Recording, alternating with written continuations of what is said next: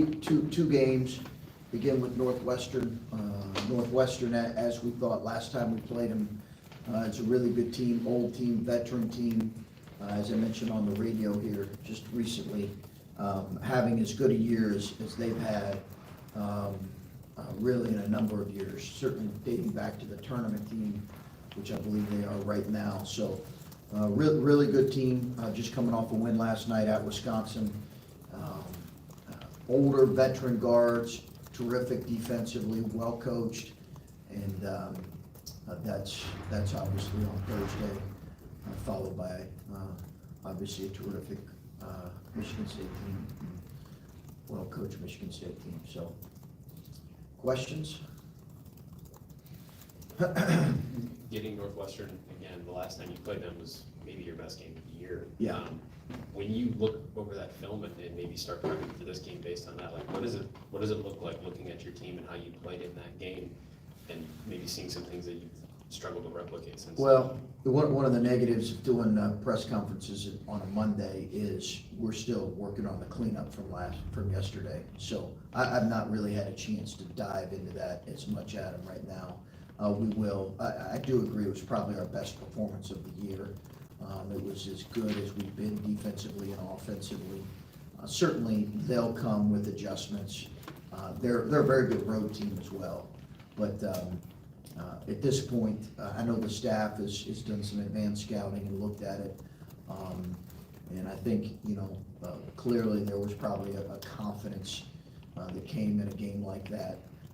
That maybe some guys played with that are struggling with a little bit right now, but outside of that, I can't say a whole lot. And when it comes to Bruce and his leadership role in this team, you had said how you asked him to be in some of the captains' meetings. I think on the broadcast they said something like there might have been a revote for captains. There was, yeah. Okay, how did that come about? Can you explain what that was or what that meant? I just wanted our guys to have a say in revoting for the leadership on the team, and I just thought it was a good time to do it, and they revoted, and he got the significant number of votes. First time we've really had a freshman do that. Typically we do it earlier in the year, and it's just once on the year, but I just think with such a new group, it was important to do it again. So when did that happen, and did it change it? Did anybody fall out? I would certainly not share that publicly, but I don't mind you asking. But I'm not going to put our players on blast if that were to happen. So, no, it would happen just a couple of days ago. Yeah. You talked about Zed's shoulder injury on the radio show last week. You said it makes it hard for him to breathe a little bit with that compression sleeve or brace he has to wear. How much does that affect his extension and rebounding with that shoulder? I've not asked him that. He just mentioned it hurts his breathing, and it probably hurts his finishing to some degree, just because you can't extend in it as much. But I don't really know that there's another alternative right now, because if he gets hit there, it protects him from having a significant injury that might require surgery. So I don't know there's a better solution to it. And then you mentioned Gene coming off the bench a little bit more in the rotation because of his rebounding ability. How much do you think that's helped in turning this defensive rebounding around a little bit the last few games? I don't know that I don't know that we've faced a team that is a tremendous offensive rebounding team in our last two games. So I think that's going to get more tested once we play against some of the better offensive rebounding teams. But I do think he should be able to, because he does a good job pursuing the ball, and he does have really good length. Chris, you said you think it's the best Northwestern team since the last time they were in the tournament. Last year they finished 7-13 in the conference, and then they lose what some people might say their best players, Young and Nance, and now they're on the tournament team. So based on last time you played them, are there any specific players or maybe an approach that they've changed this year that they've stepped forward despite losing those guys? They're playing different defensively. It's a really interesting study, when you think about that. You think about it's really fascinating. It's a credit to Chris and their staff, but I think people knew that their guards were old, and that they as a team were pretty old. so people understood how old their team was when you have, I think they have a starting point guard, I think he's going in his 4th year as a starting point guard. So people knew that but they had a 7-footer that didn't play a whole lot, that's played a really important role, kind of support role, but a really good player. I think it's just a really interesting study, and you have those 2 guys leave, and it's not an indictment on those 2 guys, but now they're having the best year they've had in some time. What makes all that, work like that? Now as I mentioned, they've changed how they play defensively. They play much more pressure defense, and they've just changed how they play, and they're very good defensively. It's an interesting case study, it really is, in kind of team dynamics, and they've obviously got into a great rhythm here. Trying to crunch some numbers on what's happened here in these last 10 games, and what I see is opponents are shooting for a higher percentage, and they're also taking and making more threes in a lot of these games than you guys are. I know every game's different, there's no one size fits all, but just what can you see defensively, and maybe in terms of shooting threes that maybe you guys can tweak a little bit, I guess? Some of that might be some of the trapping that we've done out of the post that has initiated some open threes.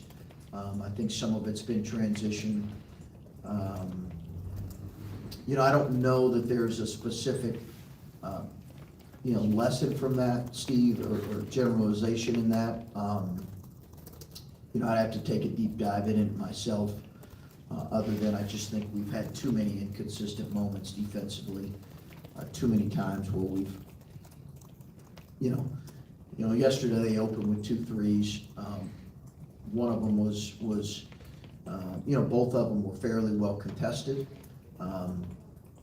But I don't know that there's a specific element to that outside of our transition has to clean up and our rotations out of our post traps have to get better.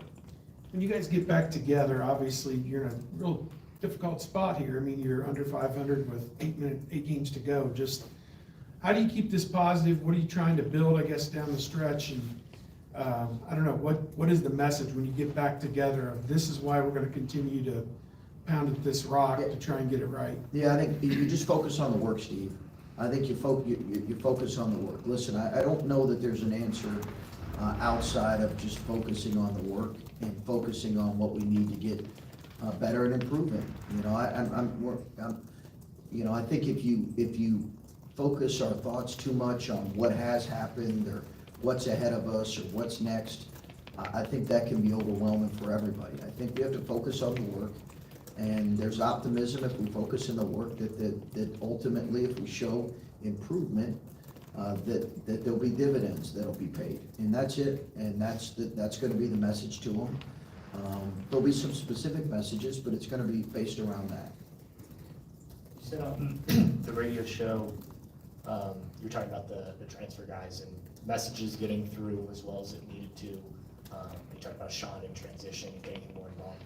I think most people look at it and you bring guys in the summer and you work with them and you have about preseason and then guys should get it. But it sounds like you're saying, especially with transfer guys, it's more complicated than that. Can you just explain a little bit maybe the difficulties that people don't see in that aspect? I think they've gotten, for the most part, they've gotten, I think in large part the message we want. I just think there's some specific areas relative to each player that we've challenged them with that I think they have to continue to grow in. And that's, when it came up with Sean, I think we've got to figure out ways to get him more involved, and he has to figure out a way to get a few more open looks. You talked about Tanner and how the rotation shrinks at this point in the season. I'm just curious, when you had initial conversations with him, and I know you said it's going to be a 2-year process, did it come up that he could be in this kind of role? Has that been because of other guys stepping up, the way he's played? I mean, could you just get in a little bit of what has gone on with him to the point where he doesn't even play yesterday? No, I think it's, as I mentioned in the radio show, I think it's, your rotation is somewhat limited right now. We just can't play typically 10 or 11 guys. we feel like we've needed some help in terms of our length and our defense and our rebounding. And I think that's where Gene we've decided to give Gene a shot there. Chris, wondering if you can point to anything specific with, before the Iowa win, all those losses were close. I mean, Maryland, you had a shot to make it a single possession game down late, but afterwards, a couple tough road games, I know, but scores have started to get out of hand. I was wondering if there's any one or two specific things you could point to as to what has flipped that for you guys. I wouldn't say the score yesterday was out of hand. I think if you're talking about Illinois and Indiana and then the start of the Wisconsin game, I don't know there's any one thing I could point to, Timmy. I think it's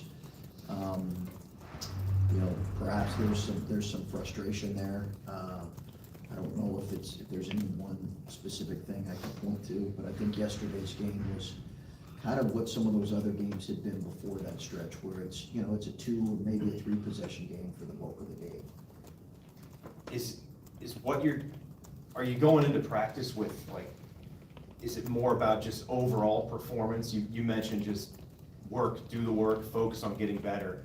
Are there a couple different guys, like, where you're looking for, better offensive performances from a specific player, or better defensive performances from specific players? Is it just collectively everything at this point? Yeah, I think you're looking at more collective areas that we have to get better in. Yesterday, I thought we took too many unbalanced shots in the paint, over length and size, over wall-ups that were just, had a very small percentage of going in.